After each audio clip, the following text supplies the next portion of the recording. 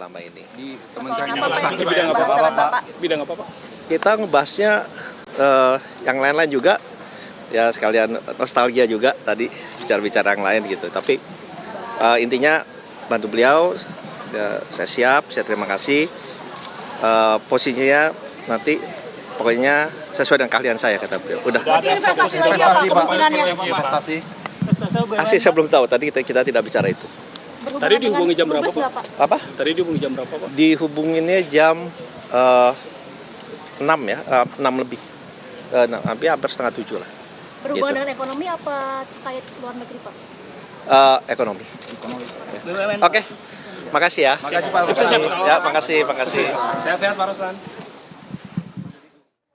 Anda kembali bersama kami pemirsa. Tadi kita baru saja mendengarkan pernyataan dari Rosan Roslani yang merupakan Menteri Investasi yang tadi menyatakan bahwa beliau siap tentunya membantu Prabowo Subianto dengan sesuai tupoksinya ataupun posisinya sesuai dengan keahliannya. Tapi jika ditanya tadi posisi menteri apa persisnya ini masih belum tahu dan masih belum dijawab oleh Rosan Roslani. Tapi yang menarik Bung Nyarwi, banyak sekali tadi dari gelombang kedua ini para calon menteri mengaku dihubungi oleh tim dari Pak Prabowo mepet-mepet waktunya. Ada yang jam 5, ada yang kemudian jam 6, ada yang setengah 6. Ini apa kira-kira bisa membacanya? Kenapa waktu yang relatif sangat singkat dipanggil dadakan seperti ini? Ya, bisa aja di dalam timnya Pak Prabowo itu terjadi diskusi yang intensif ya. Artinya tim di bawah Pak Dasko ya biasanya ya.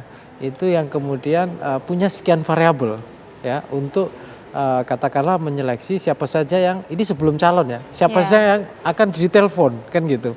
Nah, itu aja ada kriterianya kan gitu. Ya, apakah misalnya sudah menjadi bagian contoh kabinet Pak Jokowi sebelumnya. Terus yang kedua pernah membantu ya di tim kampanyenya misalnya begitu.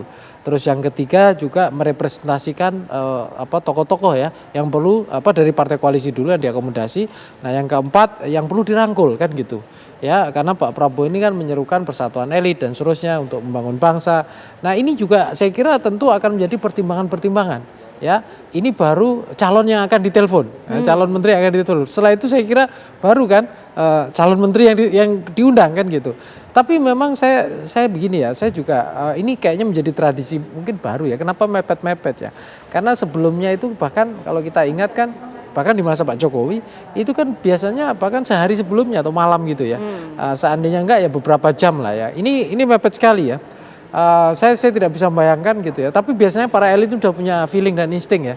Pak Anggita, apakah saya ini akan ditelepon apa atau tidak? Gitu. Jadi udah siap-siap kan gitu. Krusial deg-degan Ya, gitu ya. sudah siap-siap dan banyak yang deg-degan kan. Ada yang menunggu ditelepon, mungkin kurang beruntung tidak ditelepon malam ini. Ya siapa tahu besok masih ada kan gitu.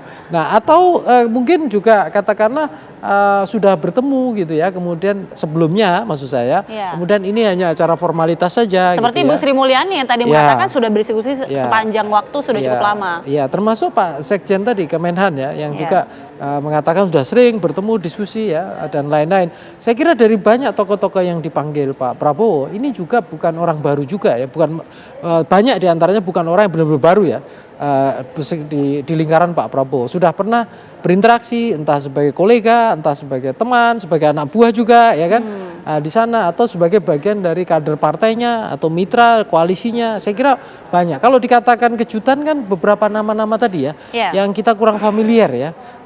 Misalnya Bu siapa tadi yang dari Ibu Sekjen? Veronika Tan ya, Veronika itu mengejutkan Tan, sekali. Itu terus ada beberapa ya di NU juga tadi Fatayat juga ada itu Bu Fajri itu siapa ya, saya lupa namanya juga. Nah, ini kan beberapa nama yang tidak familiar tetapi bisa jadi memang punya potensi dan punya pertimbangan yang bisa digunakan ya bagi Pak Prabowo untuk wujudkan visi misinya. Ya, kalau beberapa nama saya kira banyak Pak, seperti Pak Rahmat Pambudi itu kan udah orang yang dekat lama dengan Pak Prabowo ya.